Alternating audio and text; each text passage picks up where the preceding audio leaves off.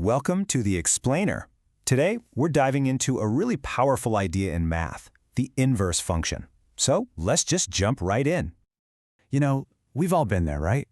Wishing for some kind of magic undo button to go back and fix a mistake or just see where we started? It's a universal feeling. But what if I told you that in the world of math, that undo button is totally real? So think about a function like it's a machine. You put something in, let's call it x, and it spits out an output. We'll call that y. Well, an inverse function is just the reverse machine. It's built to take that output y and give you your original x right back. It's pretty much the ultimate undo. Now this undo machine has a formal name, of course, the inverse function. And its entire job, its whole reason for being, is to perfectly cancel out, to exactly reverse whatever the original function did. This right here is the core idea in its purest form. If a function f turns some input a into an output b, then its inverse, and you write that as f with that little -1 superscript, it takes b as its input and boom, you're right back at a. The input becomes the output and the output becomes the input. It's just a perfect swap.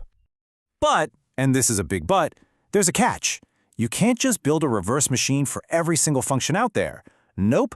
There's a really important rule they have to follow first, a rule about certainty. Okay, take a look at this weather chart. If I tell you the high temperature for the day was 26 degrees Celsius, can you tell me with 100% certainty which day of the week it was? You can't, right? Because it was 26 degrees on Monday and on Thursday. The output, 26, points back to two different inputs. That confusion, that ambiguity means we can't make a reliable inverse. And this brings us to a super crucial rule. For a function to even have an inverse, it has to be what we call one-to-one. All that means is that every single output corresponds to one and only one unique input. No repeats, no ambiguity. In our weather example, a 26-degree day could only happen once for it to work.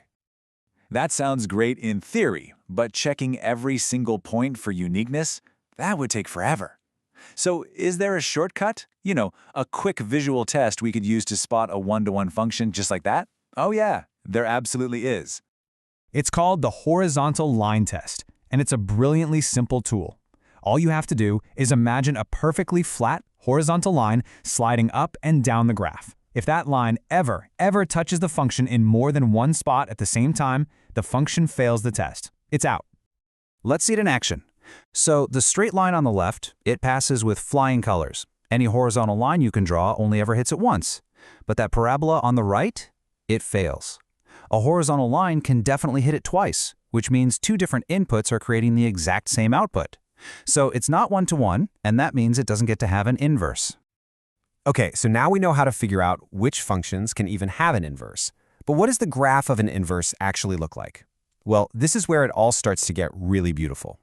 Here it is. This is just so elegant.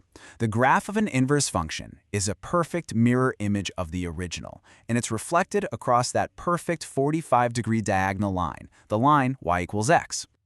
This image just shows it so perfectly. The original function is in blue, and its inverse is that perfect green reflection.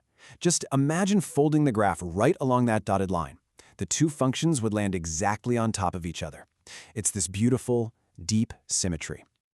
Now, this whole mirror image thing leads us straight to our final key property. And this one gets right to the heart of what happens to all of a function's inputs and outputs. So the inverse doesn't just swap one input and output, it swaps all of them. The set of all possible inputs for a function is called its domain, and the set of all its possible outputs is called the range. For an inverse function, they literally just trade places. Let's look at a real example. Here's a function. Its inputs, its domain, are all the numbers from 0 to infinity. And its outputs, its range, also happen to be all the numbers from 0 to infinity. Now look at its inverse. So in this particular case, because the domain and range of the original were the same, they swap, but they look unchanged. But the principle, the really crucial idea here, is that it always holds true. The domain of the inverse is the range of the original, and the range of the inverse is the domain of the original. Every time. This little table just sums it up perfectly. For your original function, domain is your inputs, range is your outputs. For the inverse, it's totally flipped. The domain is now the old set of outputs, and the range is the old set of inputs. Simple as that. So we've got all these rules and properties, but why does this stuff matter so much? I mean, why is this ability to undo a function so important in math and, well, pretty much everywhere else? All right, let's do a super quick recap of the big ideas. 1. An inverse function is your undo button.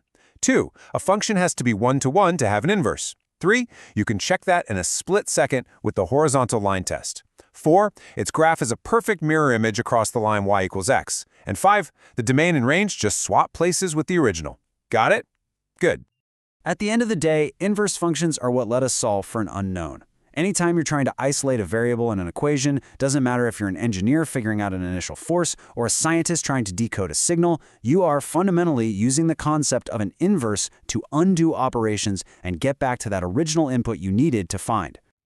So we've built the undo button. We get the rules, we've seen its beautiful symmetry. This ability to reverse a process is honestly one of the most powerful tools you can have. So that leaves us with a question. What happens when we use this key on some of the most important functions in all of science? What new worlds can we possibly unlock now that we know how to go in reverse?